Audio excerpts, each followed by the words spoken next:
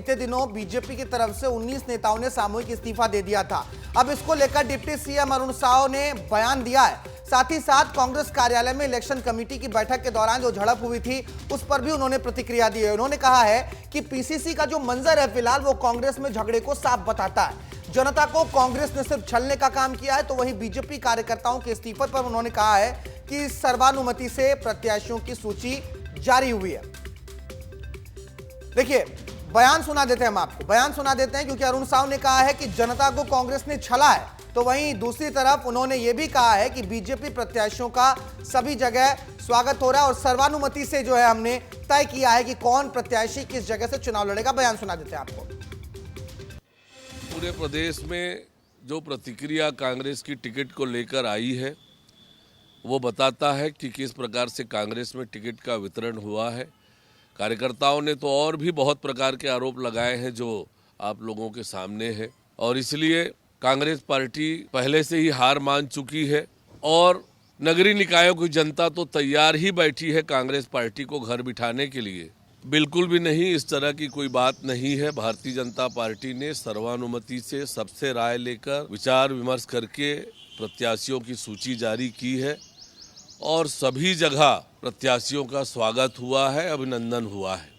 लेकिन पेच तो फंसा हुआ है, कुछ सीटों पर पेच तो फंसा हुआ है। बीजेपी के अंदर भी कहीं ना कहीं एक गतिरोध की स्थिति किसी सीट पर बनी है। हालांकि मंत्री केदार कश्यप ने भी कांग्रेस पर हमला किया है। कांग्रेस ने टिकटों की खरीद बिक्री की है, यह कहना है केदार कश्यप का। उन्होंने कहा है कि कांग्रेस के भीतर टिकट का बंटवारा जो है वो नहीं हो रहा है, बल्कि टिकट को बेचा जा रहा है। कांग्रेस का एजेंडा केवल और केवल लूटने का है। जनता को कांग्रेस से सावधान रहने की जरूरत है। केदार कश्यप ने यह सब कुछ कहते हुए कांग्रेस पार्टी पर हमला बोला। बयान सुनाते हैं आपको। जो व्यक्ति पैसे दे करके प्रत्याशी की टिकट लाता है, कल के दिन वो आपके नगर पंचायत, नगर पालिका या महापौर बनता है, इस बात को तय मानिए कि वो आपके पैसों पर का बंदरबाट करेगा, योजना का क्रियान्वयन करने से बंद रोकेगा, ताकि वो सारा का सारा पैसा उसकी जेब में जाए। अब आपको तय करना है कि आपका नगर पंचायत का अध्यक्ष, आपका महापौर, नगर पालिका का अध्यक्ष कौन हो।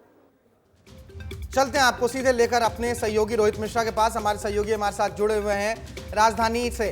रोहित, क्या हो रहा है? ये कहीं ऐसा तो नहीं है कि कांग्रेस पार्टी सोच रही है कि हम बीजेपी के दांव को पहले देख ले फिर अपने प्रत्याशियों का ऐलान करेंगे, और बीजेपी कांग्रेस के चाल चलने का इंतजार कर रही है? कहीं गतिरोध की स्थिति है या फिर दोनों संभल कर फूक कर कदम रख रहे हैं?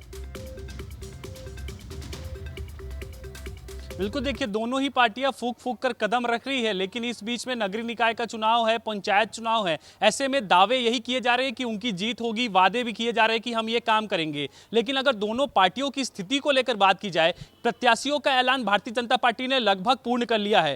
कांग्रेस की लिस्ट लगातार सामने आ रही है, अभी तक लिस्ट जारी नहीं हुई है। लेकिन इस बीच में दोनों ही पार्टियों पे अंदर ही अंदर एक तरह का विरोध जो है वो कार्यकर्ताओं का देखने को मिल रहा है। अगर सामूहिक स्तर पर 19 पार्षद अगर इस्तीफा दे रहे हैं तो इसे समझा जा सकता है भारतीय जनता पार्टी में भी कई प्रत्याशियों को लेकर कार्यकर्ता खुश नहीं है, नाराज चल रहे हैं। कांग्रेस की बात की जाए तो कांग्रेस में क्योंकि सब चीजें खुलकर सामने आ जाती हैं। कल जब प्रदेश प्रभारी ही बैठक ले रहे थे तब राजधानी रायपुर के कार्यकर्ता हों, कोरबा के कार्यकर्ता हों, जगदलपुर के कार्यकर्ता हों, ऐसे कई जगहों के कार्यकर्ता नाराज हो गए। यहां तक कि राजधानी रायपुर के जो कार्यकर्ता थे वो गाली गलौज तक में उतारू हो गए। कोरबा के कार्यकर्ता थे, जब अपने टिकट को लेकर उन्होंने ये सुनाई दिया कि किसी और को टिकट दिया है तो वो बेहोश हो गए। तो कांग्रेस में ये चीजें खुलकर सामने आ रही है, लेकिन भारतीय जनता पार्टी में भी सब कुछ ठीक नहीं है फिलहाल स्थिति में अगर देखा जाए तो। हालांकि जो किरण सिंह देव हैं वो लगातार कार्यकर्ताओं को मनाने का प्रयास कर रहे हैं और उनके बयान पे भी साफ स्पष्ट समझ में आ रहा है। लेकिन रोहित, एक ही दिन बाकी रह गया है, बहुत एक ही दिन बाकी रह गया है। तमाम गतिरोध को अब तो खत्म करना होगा। अब एकदम क्लाइमैक्स का ये टाइम है।